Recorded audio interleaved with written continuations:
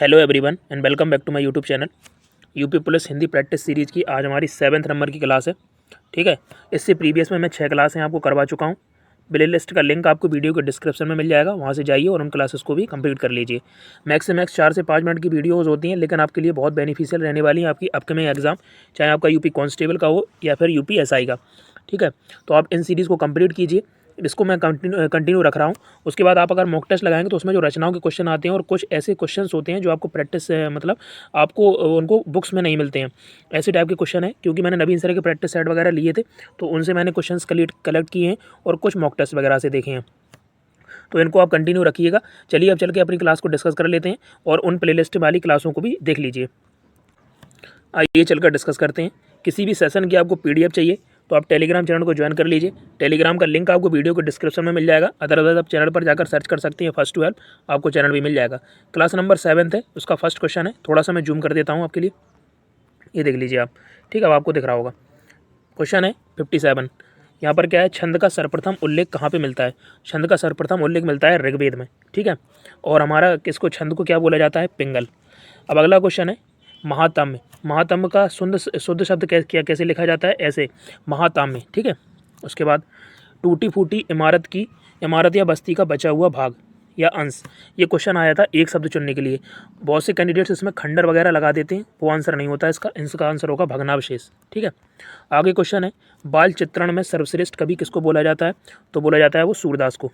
ठीक है, औलाद एक अरबी शब्द है और हक भी एक अरबी शब्द है। आगे चलिए, विभाषा किसको बोला जाता है? हिंदी क्षेत्र की प्रमुख बोलियों को विभाषा बोला जाता है। महापंडित की उपाधि किसको दी गई है? राहुल सांकृत्यायन को।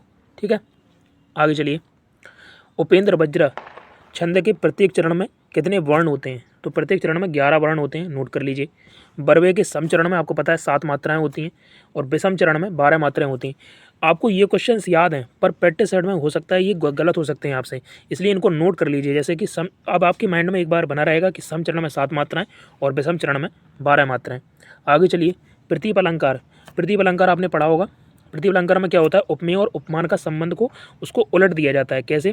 जैसे कि जैसे आप क्वेश्चन बोलते हैं कि जैसे चंद्रमा के समान उसका चेहरा है, लेकिन इसमें क्या बोल दिया जाता है? उसके चेहरे के समान चंद्रमा है। इसमें ऐसे मतलब उसकी तुलना कर दी जाती है। आगे चलिए, क्वेश्चन नंबर 67 है, फूल नहीं रंग बोलते हैं, ये किसकी रचना है? केदारनाथ अग्रवाल की। उस जनपद की कवि हूँ, की नहीं होगा यहाँ पर, का होगा। उस जनपद का कवि हूँ, ये त्रिलोचन शास्त्री का है। उसके बाद सीढ़ियों पर धूप में, ये किसकी है? रघुवर सहाय की है।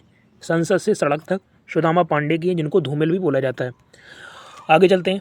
अब मैं आपको एक चीज़ और बता देता हूँ, इन क्वेश्चन से रिलेटेड आपको अगर कोई भी डाउट आता है तो आप कमेंट सेक्शन में आस्क कर लीजिए, मैं आपका रिप्लाई कर दूंगा। ठीक है, आप सर्च कर लीजिए। अगर आपको ऐसा लगता है कि मैंने किसी भी क्वेश्चन में कुछ आपको एरर करा दी है तो आप मुझे बता दीजिएगा, हो सकता है कुछ गलती हो जाए। अब आगे चलिए, हिंदी साहित्य का आधा इतिहास, मतलब हिंदी साहित्य का आधा इतिहास, ये रचना है आधा इतिहास, तो क्या है? डॉक्टर सुमन राजी ने लिखा है। नागार्जुन की रचनाएं देखिए, पाषाणी रविंद्र के पति, उसके बाद चंदना, और सुमित्रा नंदन पंत की कला और बूढ़ा चांद, ये आपको पता है प्रैक्टिस सेट में कितने बार आपको मिलती होगी। ठीक है, कवितावली किसकी रचना है? रामचरण दास की। अनुस्वार किसको बोला जाता है? अनुस्वार होते हैं पंचम वर्ण का कार्य करता है। जैसे कि अब मैं आपको उदाहरण समझाता हूँ, जैसे अंजलि ऐसे लिखा हुआ है। ठीक है, तो अंजलि को हम क्या ऐसे लिख सकते हैं? नहीं, ऐसे नहीं लिखा जा सकता है, क्योंकि आप जब काखा गागा ऐसे पढ़ते होंगे, ठीक है, तो उसमें देखेंगे आप पंचम वर्ण क्या होता है? अणा, तो उसका आधा लिया जाता है, यानी ऐसे लिखा जाएगा, ये सही है। ठीक है, आगे चलिए, आधुनिक व्याकरण की दृष्टि से बा वर्ण है, बा वर्ण ध्योष्ट। एक चीज़ और देखिए, ध्योष्ट को ओष्ट भी बोला जाता है। उसके बाद स्पर्शी भी है बा वर्ण, अल्प प्राण भी है, घोष भी है और निर्नाशक भी है। ये सारे ऑप्शन में वहाँ पर थे। उसके बाद ब्राह्म चिन्ह कहाँ का यूज़ हो सकता है? विवरण चिन्ह में, तुल्यता सूचक चिन्ह, इसको ये भी बोला जाता है। लाघव चिन्ह व संयोजक चिन्ह में प्रयोग होता है। ठीक है, ये सारे क्वेश्चंस थे। अब अगले सेशन में आपके साथ डिस्कस करूंगा। एक चीज़ मैं आपको बता देता हूं, अगर आपको सेशन पसंद आ रहे हो और वीडियोस आपको इन्फॉर्मेटिव लग रही हो तो प्लीज़ वीडियो को लाइक कीजिएगा और दोस्तों के साथ शेयर कीजिएगा, जिससे थोड़ा मोटिवेशन मिलता है। और चैनल पर अगर फर्स्ट टाइम आए तो चैनल को सब्सक्राइब कर लीजिए और बेल आइकन को प्रेस कर दीजिए। थैंक्स फॉर वॉचिंग, मिलता हूँ आपको नेक्स्ट वीडियो में। बाकी पढ़ते रहिए, मस्त रहिए। थैंक यू, जय हिंद।